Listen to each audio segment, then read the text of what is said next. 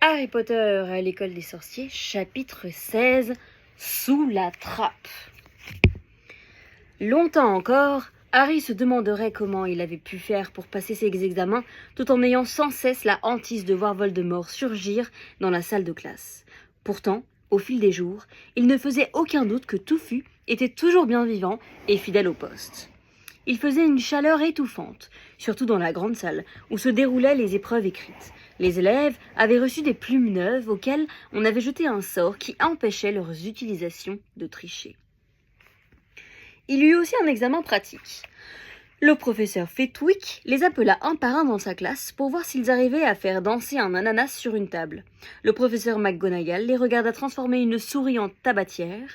Elle ajoutait des points si la tabatière était particulièrement belle, mais elle en enlevait si on y décelait les moustaches. Ils étaient tous paniqués devant Rogue qui les surveillait de près pendant qu'ils essayaient de fabriquer une potion d'amnésie. Harry fit de son mieux pour ne pas prêter attention aux douleurs qui, par instant, lui transperçaient le front depuis son aventure dans la forêt. Neville pensait qu'il était anxieux à cause de ses examens, car il n'arrivait presque plus à dormir. Son vieux cauchemar le réveillait sans cesse, plus effrayant que jamais. Aux images habituelles s'ajoutait celle d'une silhouette encapuchonnée, dégoulinante de sang de licorne. Ron et Hermione n'avaient pas tous ces soucis. C'est sans doute pourquoi ils paraissaient moins préoccupés que Harry par le sort de la pierre. La pensée de Voldemort leur faisait peur, mais elle n'était pas présente dans leurs rêves et ils étaient si absorbés par leur révision qu'ils n'avaient guère le temps de s'inquiéter de manigances, de Rogue ou de quiconque d'autre. Leur dernier examen était celui d'histoire de la magie. Ils durent passer 1 heure à répondre à des questions concernant de vieux sorciers un peu fous, inventeurs de chaudrons dont le contenu tournait tout seul, puis ils furent enfin libres pendant toute une semaine jusqu'au résultat des examens. Lorsque le fantôme du professeur Binns leur annonça qu'ils pouvaient poser leurs plumes et rouler leurs parchemins, Harry ne put s'empêcher de pousser des exclamations de joie avec les autres. « C'était beaucoup plus facile que je ne le pensais, » dit Hermione tandis qu'il rejoignait les autres dans le parc ensoleillé. Je n'aurais même pas eu besoin d'apprendre le code de conduite des loups-garous de 1637, ni l'ascension d'Elfric, l'insatiable.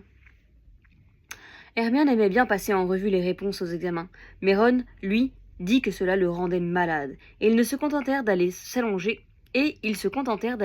sous un arbre au bord du lac. Les jumeaux Weasley chatouillaient les tentacules d'un calamar géant qui se réchauffait entre deux os.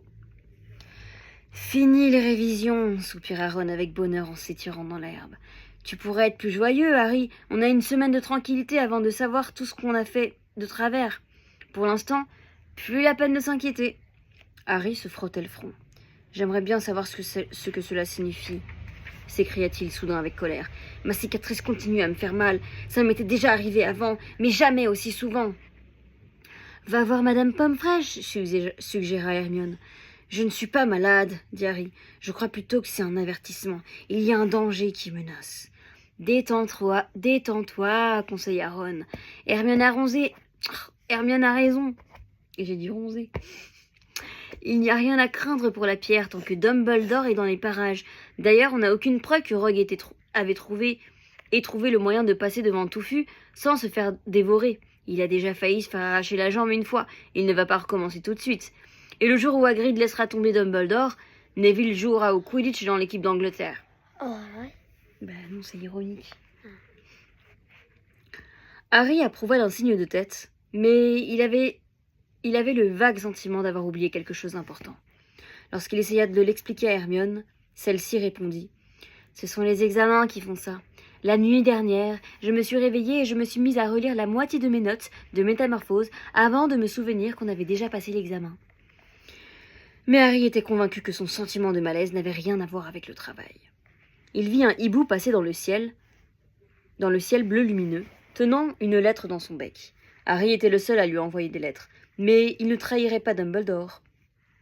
Jamais il ne révélerait à quiconque comment faire pour neutraliser Touffu. Jamais. Pourtant, Harry se leva d'un bond. « Où tu vas ?» demanda Ron d'une voix ensommeillée. « Non. Où tu vas ?» demanda Ron d'une voix ensommeillée. Je viens de penser à quelque chose, dit Harry, qui était devenu livide. Il faut que nous allions voir Hagrid immédiatement. Pourquoi s'étonna Hermione. Mais Harry se hâtait déjà vers la cabane, et les deux autres se précipitèrent pour le rattraper. Vous ne trouvez pas ça bizarre, dit Harry, que Hagrid ait toujours rêvé d'élever un dragon, et que comme par hasard il rencontre quelqu'un qui a justement un œuf de dragon dans sa poche? Vous en connaissez beaucoup, des gens qui se promènent avec des œufs de dragon dans leur poche, alors que c'est interdit chez les sorciers? Étrange que celui-là soit précisément tombé sur Hagrid, vous ne trouvez pas? J'aurais dû m'en rendre compte plus tôt. Qu'est-ce que tu racontes, dit Ron. Mais Harry ne répondit pas et se hâta en direction de la forêt. Hagrid était assis dans un fauteuil, devant sa cabane.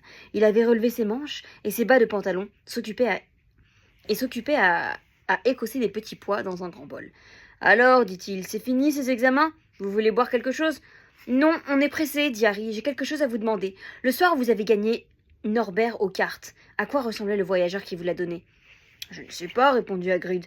Il a gardé sa cape avec son capuchon sur la tête. » En voyant l'air stupéfait des trois autres, il leva les sourcils. « Ce n'est pas si étonnant que ça, dit-il. Il y a des tas de gens un peu bizarres à la tête de sanglier. C'est un des peuples du village.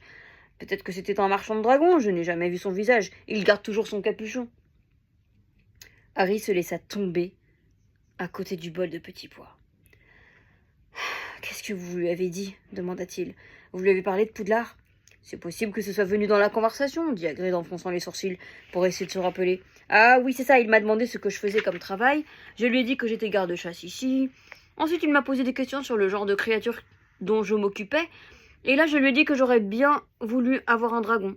Et puis, je ne me souviens plus très bien. Il n'arrêtait pas de me payer à boire. Voyons. Ah oui, il a dit qu'il avait justement un œuf de dragon et qu'on pourrait peut-être le jouer aux cartes si ça m'intéressait. Mais il voulait être sûr que je sache m'en occuper. Et je lui ai répondu qu'après tout fut, je n'aurais pas de mal à m'occuper d'un dragon. Et il s'est intéressé à Touffu demanda Harry en essayant de garder son calme. On ne rencontre pas beaucoup de chiens à trois têtes dans la région, alors je lui en ai un peu parlé. Je lui ai dit que Touffu était doux comme un mouton quand on savait s'y prendre. Il suffit de lui jouer un air de musique et il s'endort. Hagrid parut soudain horrifié. « Tu fais quoi avec ta chaussette ici, amour ?»« Je n'aurais jamais dû vous dire ça, s'écria-t-il. Oubliez, et où allez-vous ?» Harry, Ron et Hermione ne s'arrêtèrent de courir que lorsqu'ils furent arrivés dans le hall d'entrée du château, qui paraissait sombre et glacé quand on venait du parc. « Cette fois, il faut aller voir Dumbledore, » dit Harry. Ce voyageur avec son capuchon, c'était soit Rogue, soit Voldemort. Il a dû le faire boire et Hagrid lui a révélé le moyen de passer devant Touffu. J'espère au moins que Dumbledore va nous croire. Firenze nous aidera peut-être si Bane ne l'en empêche pas. Où est le bureau de Dumbledore ? Ils regardèrent autour d'eux comme s'ils espéraient voir un écriteau qui leur indiquait la bonne direction. On ne leur avait jamais dit où habitait Dumbledore, et ils ne connaissaient... Mais tu fais quoi avec tes chaussettes? C'est dégoûtant. On ne leur avait jamais dit où habitait Dumbledore, et ils ne connaissaient personne qui avait jamais été renvoyé dans son bureau. On n'a qu'à... Commença Harry, mais une voix résonna soudain dans le hall. « Que faites-vous ici ?» C'était le professeur McGonagall qui traversait le hall avec une énorme pile de livres dans les bras. « On veut voir le professeur Dumbledore, dit courageusement... Non. On veut voir le professeur Dumbledore, dit courageusement Hermione. « Voir le professeur Dumbledore » s'écria le professeur McGonagall, comme si elle trouvait l'idée particulièrement saugrenue. « Et pourquoi donc ? C'est un secret, répondit Harry, la gorge sèche. Sa réponse n'était pas très habile, pensa-t-il en voyant le professeur McGonagall froncer le nez. Le professeur Dumbledore est parti il y a 10 minutes, répond-elle froidement. Il a reçu un hibou urgent du ministère de la Magie et il s'est immédiatement envolé pour Londres.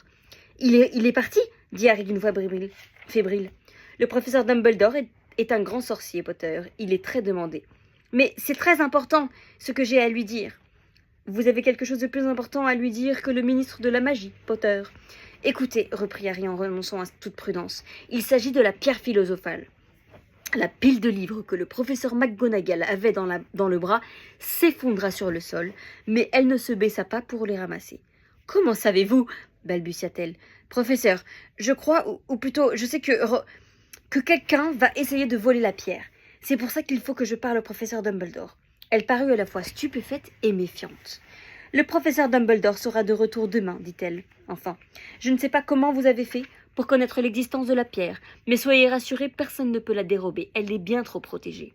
Mais, professeur, Potter, je sais ce que je dis, répliqua-t-elle sèchement. Puis, elle se pencha pour ramasser ses livres.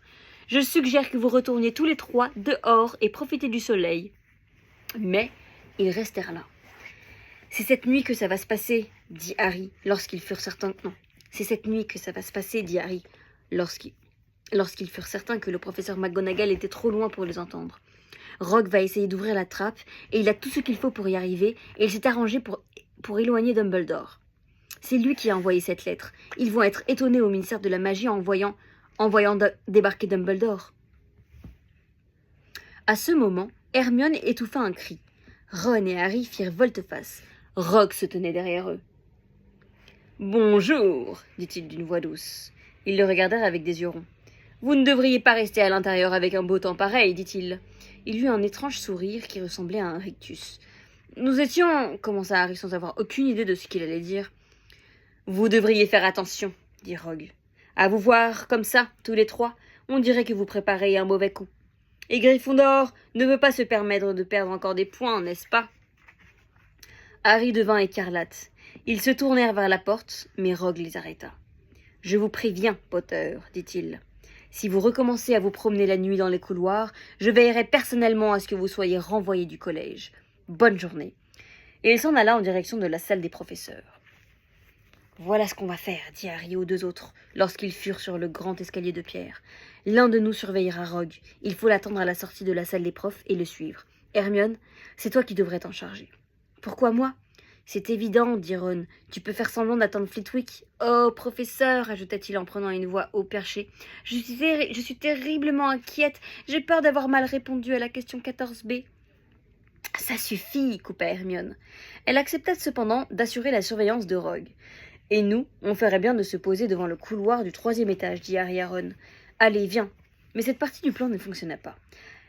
À peine avait-il atteint la porte qui séparait Touffu du reste de l'école que le professeur McGonagall apparut à nouveau, et cette fois, elle perdit son calme. « Vous êtes plus difficile à éviter qu'un mauvais sort, tonna-t-elle. J'en ai assez de vos balivernes. Si jamais j'entends que vous êtes revenu dans ces parages, j'enlève 50 points de plus à Gryffondor. Parfaitement, Weasley, même si c'est ma propre maison. » Harry et Ron retournèrent dans la salle commune. Harry venait de lui dire qu'Hermione était partie sur la trace de Rogue. Harry venait de lui dire qu'Hermione était partie sur la trace de Rogue. Quand le portrait de la grosse dame pivota et Hermione entra à son tour. « Je suis désolée, Harry, gémit-elle. Rogue est sorti de la salle des profs et m'a demandé ce que je faisais là. Je lui ai dit que j'attendais Flitwick et il est allé le chercher. Quand j'ai pu repartir, je ne savais plus où il était, Rogue. »« Bon, alors, c'est fini, dit Harry. » Les deux autres le regardèrent avec inquiétude. Il était pâle et les yeux flamboyants. « Ce soir, dit-il, je vais essayer d'aller chercher la pierre avant lui. »« Tu es fou !» s'exclama Ron. « Tu ne peux pas faire ça, dit Hermione. Après ce que McGonagall et Rogue ont dit, tu vas te faire renvoyer. »« Et alors ?» explosa Harry. « Vous ne comprenez donc pas ? Si Rogue parvient à s'emparer de la pierre, Voldemort va revenir. Vous n'avez jamais entendu dire comment c'était quand il a voulu prendre le pouvoir ? S'il y arrive, on ne pourra plus se faire renvoyer tout simplement parce que Poudlard n'existera même plus. Il va le détruire, ou va le transformer en école de magie noire. Perdre des points n'a plus aucune importance. Tu crois qu'il vous laisserait tranquille, vous et vos familles, si Gryffondor gagnait la coupe ? Si je me fais prendre avant d'avoir réussi à atteindre la pierre, je n'aurai plus qu'à retourner chez les Dursley et y attendre que Voldemort vienne me chercher. Ça ne fera que retarder un peu le moment de ma mort, parce que moi, je ne me mettrai jamais du côté des forces obscures. Cette nuit, je passe par cette trappe, et vous ne pourrez pas m'en empêcher. C'est Voldemort qui a tué mes parents. Il ne faut pas l'oublier. »« Tu as raison, Harry, dit Hermione d'une petite voix. Je me servirai de la cape d'invisibilité, dit Harry. C'est une chance que je l'ai récupérée. »« Et tu crois qu'elle est assez grande pour nous couvrir tous les trois ? Demanda Ron. Tous les trois ? Tu ne crois quand même pas qu'on va te laisser y aller tout seul ? » ?»« Bien sûr que non, dit sèchement Hermione. Comment veux-tu parvenir jusqu'à la pierre sans notre aide ?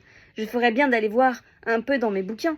J'y trouverais sûrement des choses utiles. »« Mais si on se fait prendre, vous aussi vous serez renvoyés, fit remarquer Harry. »« Je pourrais peut-être m'arranger, répondit Hermione. Flitwick m'a dit en secret que j'avais 112 que j'avais 112% de bonnes réponses à son examen. Ok, give me. Après dîner, ils s'assirent tous les trois, nerveux, à l'écart dans la salle commune. Personne ne les dérangea puisque les autres Gryffondors refusaient toujours d'adresser la parole à Harry. Pour une fois, celui-ci en était plutôt soulagé. Hermione parcourait ses cahiers de cours, espérant y dénicher le moyen de neutraliser des sortilèges qu'ils devraient affronter. Harry et Ron ne disaient pas grand-chose. Tous deux pensaient à ce qui les attendait. Peu à peu, la salle se vida à mesure que les élèves allaient se coucher. Lorsque le dernier, Lee Jordan, fut parti en bâillant et en s'étirant, Harry courut dans le dortoir pour aller chercher la cape d'invisibilité. En même temps, il glissa dans sa poche la flûte que Hagrid lui avait offerte à Noël. Il comptait l'utiliser pour endormir Tofu. C'était mieux que d'avoir à chanter quelque chose. « On ferait mieux de mettre la cape dès maintenant, dit-il, quand il fut redescendu. Assurons-nous qu'elle nous couvre bien. Si jamais Rusard apercevait un de nos pieds traînants... »« Qu'est-ce que vous faites ?»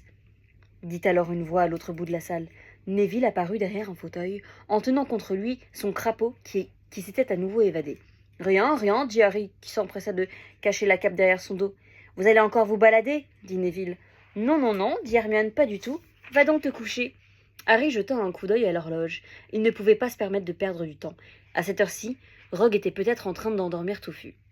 « Si vous sortez, vous allez vous faire prendre, dit Neville, et Gryffondor aura encore plus d'ennuis. »« Tu ne comprends pas, dit Harry, c'est très important. » Mais Neville avait l'air décidé à tenir bon. « Je ne vous laisserai pas partir, dit-il en allant se poster devant le trou qui servait d'entrée. Je suis prêt à me battre. »« Neville !» s'exclama Ron. « Laisse-nous passer, ne fais pas l'idiot. »« Ne me traite pas d'idiot, répliqua Neville.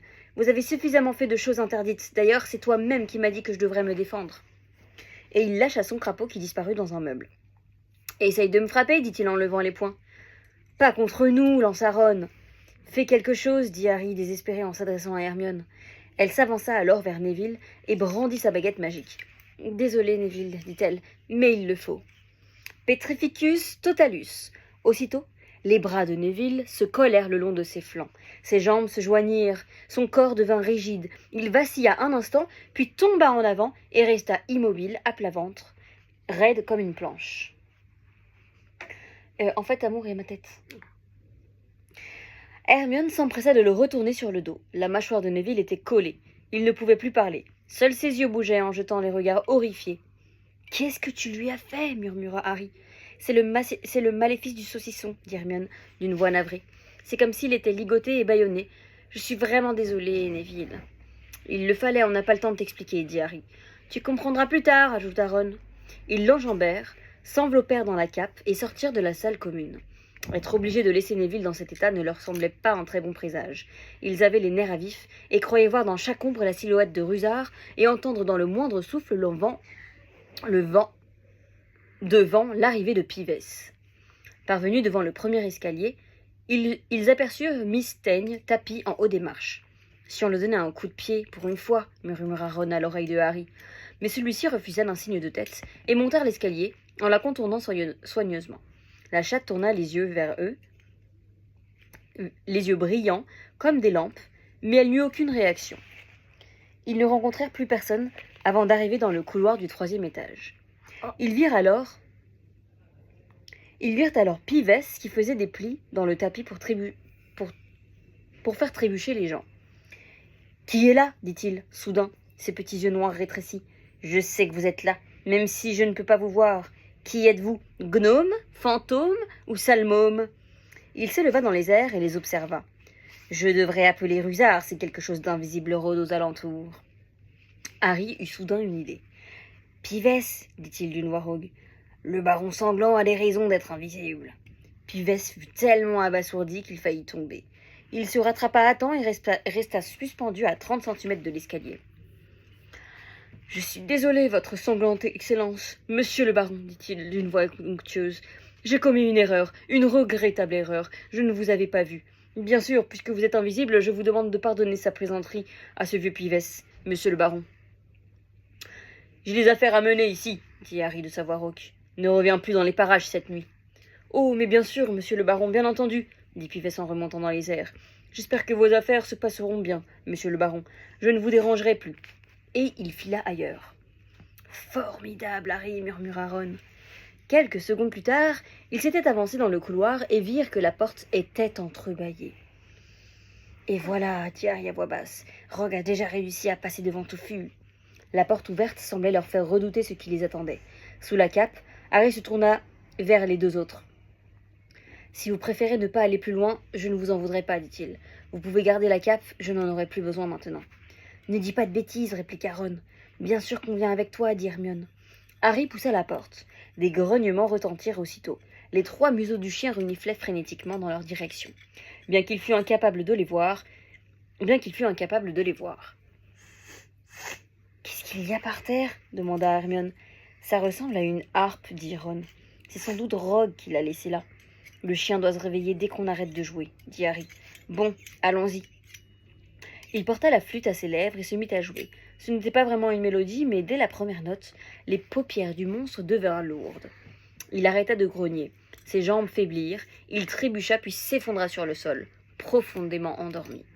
« Continue à jouer, dit Ron, tandis qu'il se débarrassait de la cape, et ils s'avançaient silencieusement vers la trappe. Lorsqu'ils s'approchèrent des 3 têtes du chien, ils sentaient son souffle brûlant et fétide. « On devrait arriver à soulever la trappe, dit Ron. Tu veux passer la première, Hermione ? Non, je n'y tiens pas. Bon, tant pis. Ron serra les dents, enjamba la patte du chien avec précaution, puis tira l'anneau de la trappe, qui se souleva avec difficulté et s'ouvrit. « Qu'est-ce que tu vois » demanda Hermione avec angoisse. « Rien, c'est tout noir. Il n'y a ni échelle, ni corde pour descendre. Il faudra se laisser tomber. » Harry, qui jouait toujours de la flûte, lui fit signe de la main, et Ron, et tapota sa poitrine de l'index. « Tu veux passer le premier, tu es sûr ? J'en ai aucune idée de la profondeur. Donne la flûte à Hermione, sinon il va se réveiller. » Harry lui tendit la flûte. Lorsque la musique s'arrêta, le chien se mit à grogner et à bouger. Mais dès qu'Hermione joua à nouveau, il replongea dans le sommeil. Harry l'enjamba à son tour et regarda à travers l'ouverture. On ne voyait pas le fond. Il se glissa dans le trou et se suspendit par le bout des doigts au bord de la trappe. « S'il m'arrive quelque chose, dit-il à Ron en essayant, n'essayez pas de me suivre. Allez chercher Edwige dans la volière et envoyez-la avec un message à Dumbledore, d'accord ? D'accord, dit Ron. À tout de suite, j'espère. Et Harry se laissa tomber. Il sentait l'air humide lui siffler aux oreilles, tandis qu'il tombait. Puis soudain, avec un drôle de bruit sourd, il atterrit sur quelque chose de mou. Il se redressa et regarda autour de lui. Ses yeux n'étaient pas encore habitués à l'obscurité, mais il avait l'impression d'être assis sur une sorte de plante. « C'est ok !» cria-t-il en direction de la trappe, qui dessinait au-dessus de sa tête un carré lumineux de la taille d'un timbre-poste. « On peut sauter, c'est mou ici !» Ron fut le premier à suivre. Il tomba de tout son long à côté de Harry. « Qu'est-ce que c'est que ce truc » demanda-t-il. « Je ne sais pas, une espèce de plante, je crois, elle a dû être placée là pour amortir la chute. »« Viens, Hermione !» La flûte qu'on entendait faiblement s'interrompit. Le chien aboya bruyamment, mais Hermione avait déjà sauté, et elle atterrit de l'autre côté de Harry. « On doit être à des kilomètres sous le château, dit-elle. « Une chance qu'il y ait cette plante, fit remarquer Ron. « Une chance !» hurla Hermione. « Regardez-vous, tous les deux !» Elle se leva d'un bond et parvint péniblement à se réfugier contre une paroi humide. Péniblement, car dès l'instant où elle avait atterri, les vrilles de la plante, longues comme des tentacules, avaient commencé à s'enrouler autour de ses chevilles. Quant à Ron et à Harry, des sortes de lianes leur avaient déjà licoté les jambes sans qu'ils ne s'en rendent compte. Hermione avait réussi à se libérer avant que la plante eût le temps de s'immobiliser. Elle regarda avec horreur Harry et Ron qui se débattaient pour essayer de se libérer. Mais plus ils tiraient sur les tentacules, plus l'emprise du monstre végétal se resserrait autour d'eux. C'est bien. Bah, tu écoutes ou pas ? Me resserrer. Se resserrer. La plante, elle est en train de les attraper. Ah, Les lianes de la plante étaient en train de leur serrer tous les oui. membres. Ah oui, je me souviens, c'était... Mais il faut aussi écouter pour comprendre maintenant. Il ne faut pas essayer de se souvenir. Ne bougez plus, leur ordonna Hermione. Je connais cette plante, c'est un filet du diable. Je suis ravie de le savoir, ça nous aide beaucoup, lança Ron d'un ton narquois en essayant d'empêcher la plante de s'enrouler autour de son cou. Silence, j'essaie de me rappeler comment il faut faire pour la tuer, dit Hermione. Alors dépêche-toi parce que j'ai du mal à respirer, dit Harry d'une voix haletante tandis que la plante lui étreignait la poitrine. Voyons, le filet du diable, Qu'est-ce que nous a dit le professeur Shura déjà? Elle aime l'humidité et l'obscurité. Dans ce cas, allume un feu, dit Harry à moitié étouffé. Oui, bien sûr, mais il n'y a pas de bois, s'écria Hermione en se tordant les mains. Tu es folle, Ron, hurla Ron. Tu es une sorcière ou quoi? Ah, c'est vrai, dit Hermione. Elle sortit sa baguette magique, l'agita, marmonna quelque chose, et un jet de flamme bleue, semblable à celle qui avait mis le feu aux vêtements de Rogue, jaillit en direction de la plante. En quelques instants, Ron et Harry sentirent la plante desserrer son étreinte, tandis qu'elle se recroquevillait sous l'effet de la chaleur et de la lumière. Ils retrouvèrent alors leur liberté de mouvement. « Une chance que tu écoutes bien en classe, Hermione, » dit Harry en se rejoignant près du mur, le visage ruisselant de sueur. « Oui, et heureusement que Harry ne perd pas la tête, » dit Ron. « Par là, » ajouta Harry en indiquant le seul passage qu'ils avaient devant eux. Par là.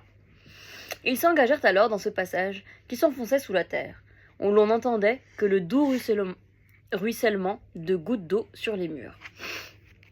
Comme à Gringotts, pensa Harry. Faut lire une page. Chut. Avec un haut le cœur, il se souvint des dragons qui étaient censés garder la salle des coffres dans la banque des sorciers. Et s'il se retrouvait face à un dragon adulte? C'était déjà difficile avec Norbert.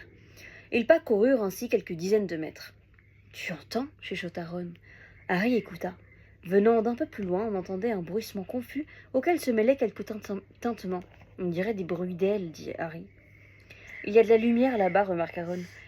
Je vois quelque chose bouger. » Parvenus à l'extrémité du passage, ils découvrirent une salle brillamment éclairée avec un haut plafond en forme d'arche. L'endroit était envahi de petits oiseaux étincelants qui voletaient sans cesse autour de la pièce.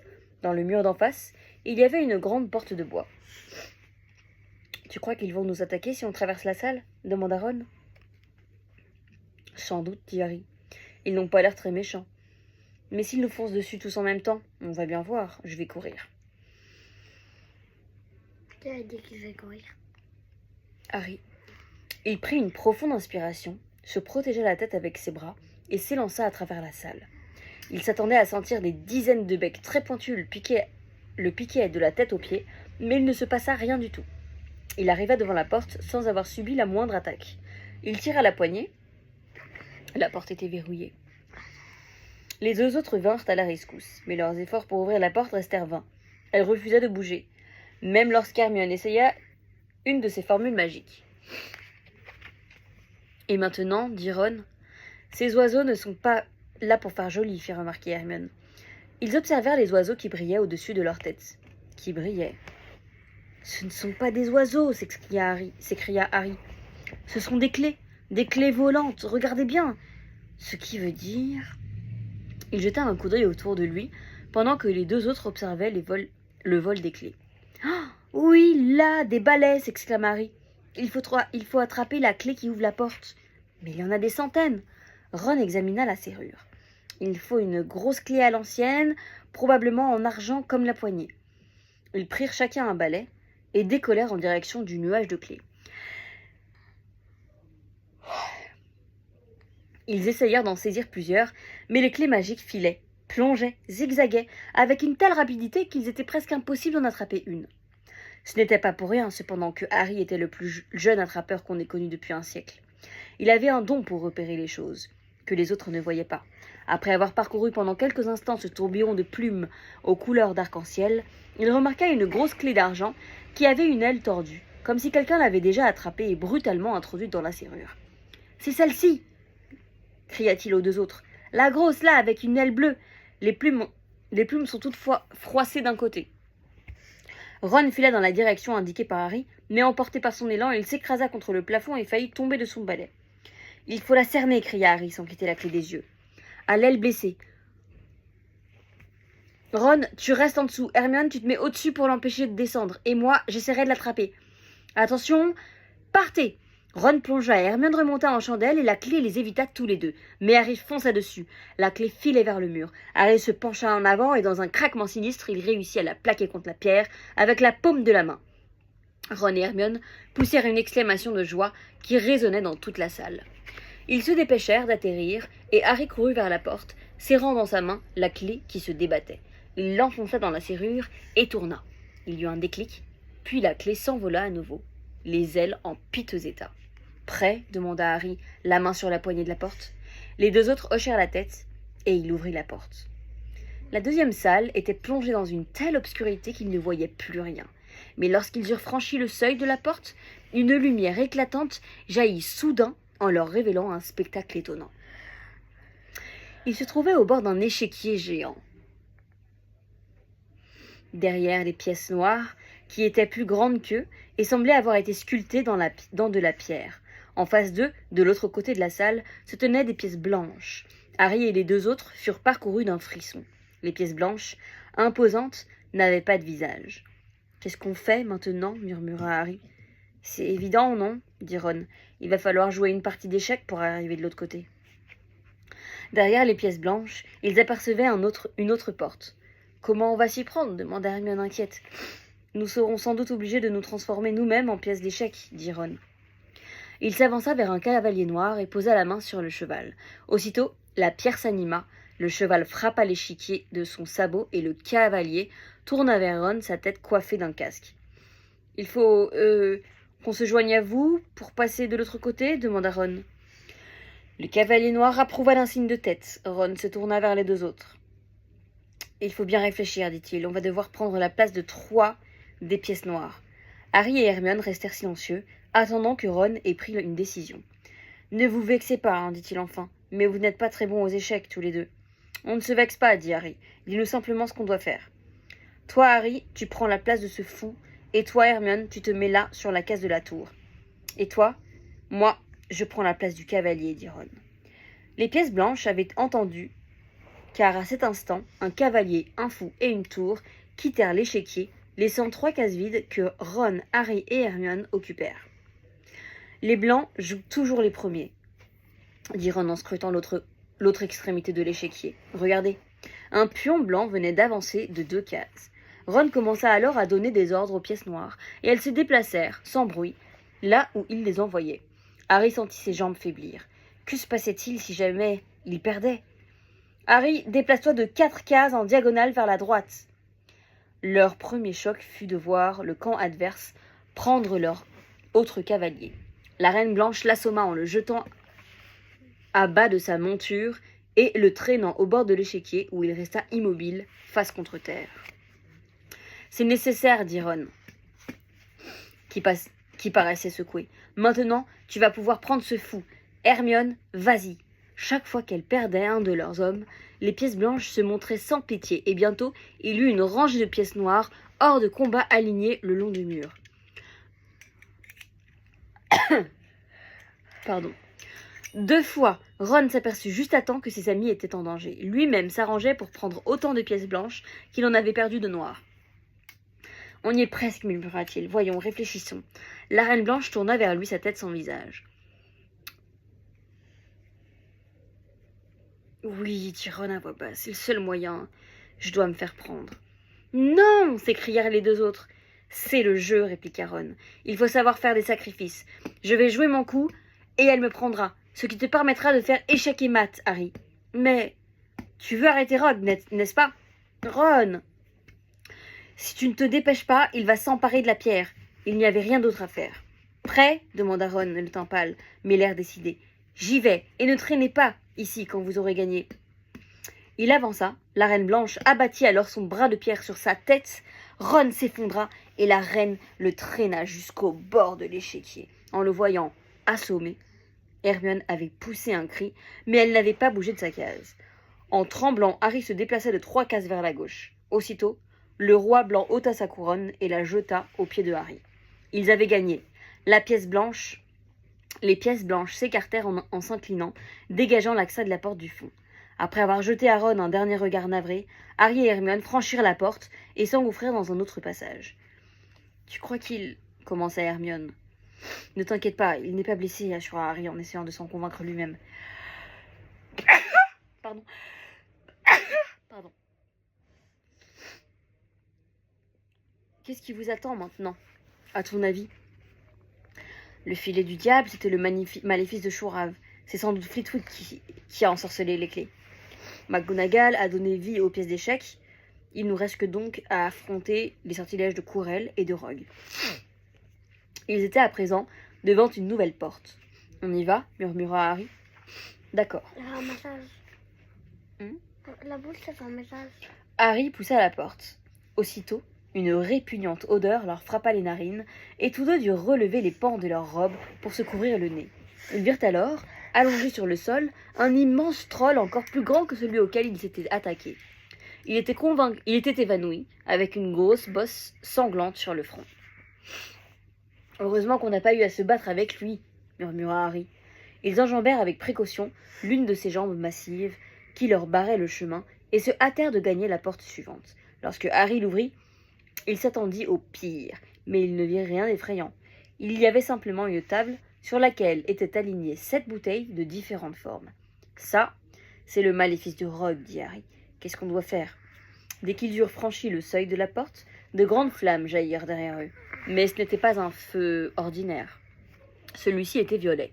Au même moment, d'autres flammes noires, cette fois, s'élevaient dans l'encadrement de la porte du fond. Ils étaient pris au piège. « Regarde » dit Hermione en prenant le rouleau de parchemin posé à côté des bouteilles. Harry s'approcha et lut par-dessus son épaule. « Devant est le danger. Le salut est derrière. 2 sauront parmi nous conduire à la lumière. L'une d'entre les 7 en avant te protège, et une en arrière abolira le piège. 2 ne pourront t'offrir que simple vin d'ortie, 3 sont mortels poisons, promesse d'agonie. Choisis si tu veux fuir un éternel supplice. Pour t'aider dans ce choix, tu auras 4 indices. Le premier, si rusé que tu sois leur perfidie, les poisons sont à gauche des 2 vins d'ortie. Le second, différent à chaque extrémité. Si tu vas de l'avant, nul n'est ton allié. Le troisième, elles sont de taille inégale. Ni vaines ni géantes, en son sein n'est fatale. 4 enfin, les deuxièmes à gauche comme à droite, sont jumelles de goût, mais d'aspect disparate. Hermione poussa un profond soupir, et Harry fut stupéfait de voir qu'elle souriait. « Remarquable, dit-elle, ce n'est pas de la magie, c'est de la logique. Une énigme, il y a beaucoup de grands secrets qui n'ont pas la moindre logique. Ils n'arriveraient jamais à trouver la solution. Et nous non plus. Bien sûr que si. Tout ce dont nous avons besoin est écrit sur papier. Il y a 7 bouteilles. 3 contiennent du poison, 2 du vin. L'une d'elles permet de franchir sans mal les flammes noires, et une autre permet de retourner sur nos pas en traversant les flammes violettes. Mais comment savoir laquelle boire? Laisse-moi réfléchir. » Hermione relut le papier plusieurs fois, puis elle examina attentivement les bouteilles, en marmonnant pour elle-même. Enfin, elle poussa un cri de victoire. « Ça y est, j'ai trouvé, dit-elle. C'est la plus petite bouteille qui nous permettra de traverser les flammes noires et d'arriver jusqu'à la pierre. » Harry regarda la minuscule bouteille. « Il y a tout juste une gorgée, là-dedans, dit-il. Ce n'est pas assez pour nous 2. » Ils échangèrent un regard. « Quelle est celle qui permet de franchir les flammes violettes ?» Hermione montra une bouteille ronde, à droite de la rangée. « Alors, bois celle-là, dit Harry. Retourne auprès de Ron. Allez prendre les balais de la salle des clés volantes et utilisez-les pour ressortir par la trappe. Touffu n'aura pas le temps de vous mordre. Filez droit à la volière et envoyez Edwige à Dumbledore avec un mot disant qu'on a besoin de lui. J'arriverai peut-être à retenir Rogue pendant un moment, mais je ne suis pas de taille pour l'affronter. » « Et qu'est-ce qui se passera si jamais tu sais qui est avec lui ? J'ai eu de la chance une fois, dit Harry en montrant sa cicatrice. Pourquoi pas 2 ? Les lèvres d'Hermione tremblèrent. Elle se précipita soudain sur Harry et le serra dans ses bras. « Hermione, Harry, tu es un grand sorcier. »« Pas autant que toi, répondit Harry un peu gêné. Moi, j'ai tout appris dans les livres, mais il y a des choses beaucoup plus importantes. Le courage, l'amitié. Oh, Harry, fais bien attention. »« Bois la première, dit Harry. Tu es sûr que tu ne te trompes pas, hein ? Certaine, assura Hermione. Elle but une longue gorgée au goulot de la bouteille ronde et fut parcourue d'un frisson. « Ce n'est pas du poison ?» demanda Harry d'une voix angoissée. « Non, mais on dirait de la glace. Dépêche-toi, vas-y avant que les effets disparaissent. Bonne chance. Sois prudent. »« Vas-y !» Hermione fit volte-face et marcha droit vers les flammes violettes. Harry respira profondément, prit la petite bouteille et se retourna vers les flammes noires. « J'arrive, dit-il. » Et il vida la bouteille d'un trait. Il eut alors l'impression d'avoir plongé dans un bain glacé. Il reposa la bouteille, contracta ses muscles et s'avança à travers le feu. La flamme noire lui léchèrent le corps, mais il ne sentit aucune chaleur. Pendant quelques instants, Il ne vit plus que la couleur noire du feu magique, puis il se retrouva de l'autre côté, dans la dernière salle. Quelqu'un était déjà là. Mais ce n'était pas Rogue. Ce n'était même pas Voldemort.